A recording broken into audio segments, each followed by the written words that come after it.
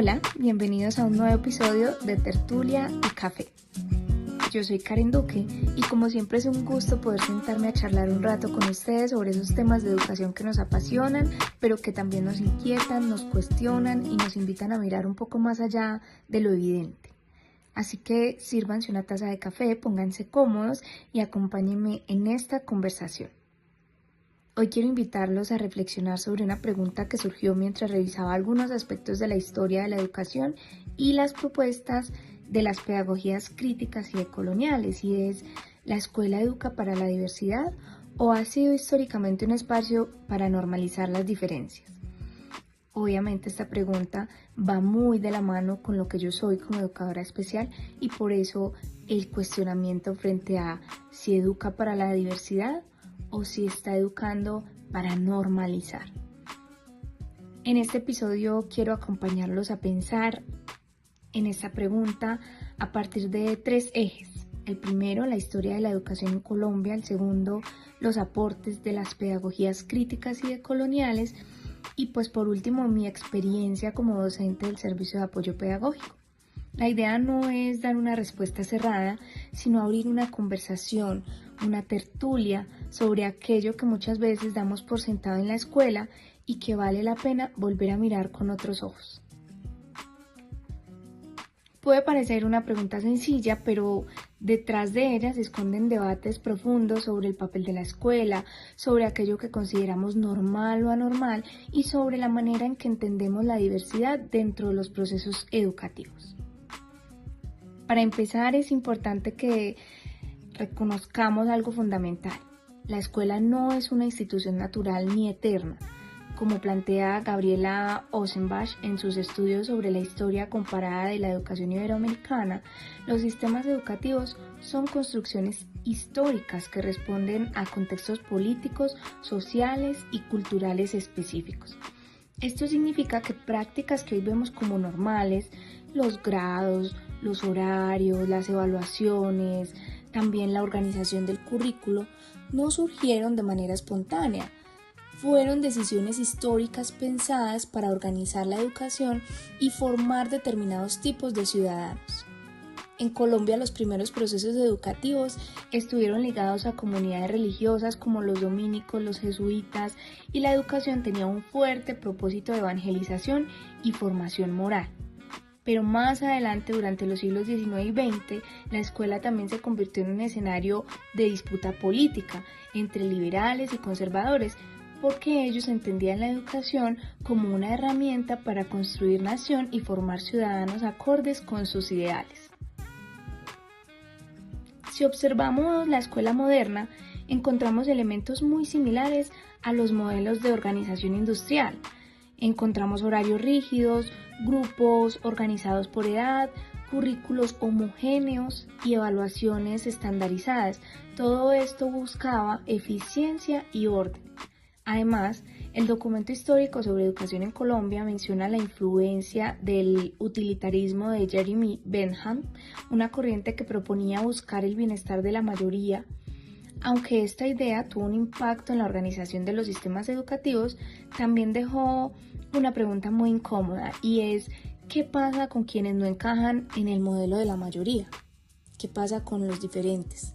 Aquí aparece la noción de normalización, y la escuela ha tenido que construir la idea de un estudiante ideal, un estudiante que es atento, obediente, con un ritmo de aprendizaje específico y esperado, de acuerdo con los estándares de competencia que están planteados desde el Ministerio de Educación Nacional, y que es capaz de responder a los mismos criterios de evaluación que los demás.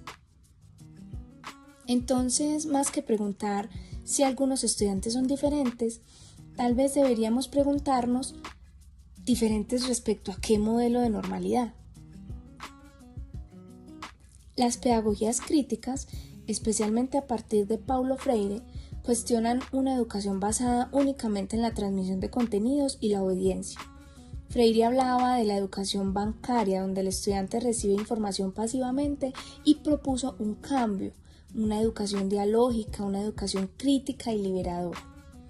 Desde esta perspectiva, la escuela no debería formar sujetos que simplemente se adapten al sistema, sino personas capaces de comprender críticamente su realidad y transformarla. Una tarea difícil.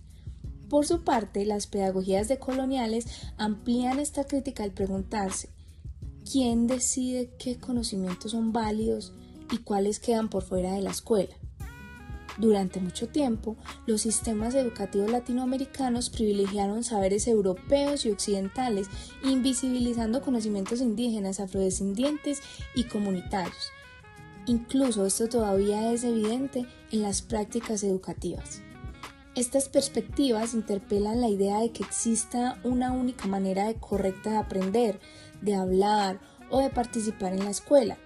Nos invitan a reconocer que la diversidad no es una excepción, sino una característica constitutiva de nuestras sociedades. Como docente de apoyo pedagógico, estas reflexiones no son solo teóricas, porque en mi trabajo cotidiano acompaño a estudiantes con formas diversas de aprender, con ritmos y estilos de aprendizaje diferentes, que se comunican de una manera distinta y que también participan en la vida escolar de una forma diferente. Con frecuencia observo cómo algunos estudiantes son evaluados desde los parámetros homogéneos que nos plantea el sistema, que no siempre reconocen sus potencialidades, sus necesidades de apoyo, que no siempre conocen esas necesidades específicas de aprendizaje, sino que buscan homogenizar, y a veces pareciera que el objetivo es que el estudiante se ajuste a un modelo escolar existente en lugar de que sea la escuela la que transforme sus prácticas para responder a la diversidad. Incluso yendo en contra de la normativa que plantea el decreto 1421 de educación inclusiva, donde se pide que el ajuste debe ser encaminado a responder a la necesidad del estudiante, más no que el estudiante deba ajustarse a lo que se está enseñando.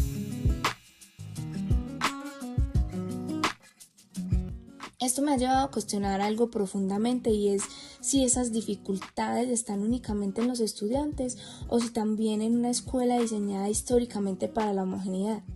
Y ahí es donde surgen las barreras no solo curriculares, sino también actitudinales, que aún rondan como sombras en las instituciones educativas. Desde la educación inclusiva entendemos que las barreras no están solo en la persona, sino también en el entorno. Eso es lo que se dice y eso es lo que hemos tratado de priorizar.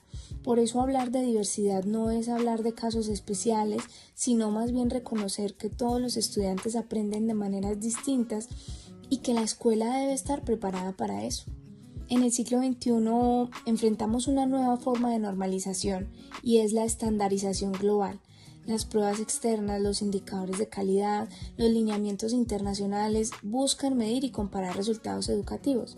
Lo peor es que son pruebas que ni siquiera están contextualizadas a nuestra realidad colombiana. Si bien estas herramientas pueden aportar información importante, también corremos el riesgo de reducir la educación a desempeños medibles y olvidamos dimensiones fundamentales como la participación, la identidad cultural, el bienestar, la inclusión y el llamado a una formación integral. La pregunta entonces sigue vigente. ¿Estamos formando sujetos críticos y diversos o seguimos privilegiando la adaptación a un estándar establecido? La historia de la educación en Colombia muestra que la escuela ha estado atravesada por proyectos religiosos, políticos y económicos. Esa es una realidad, y que han buscado orientar la forma de pensar y actuar de las personas.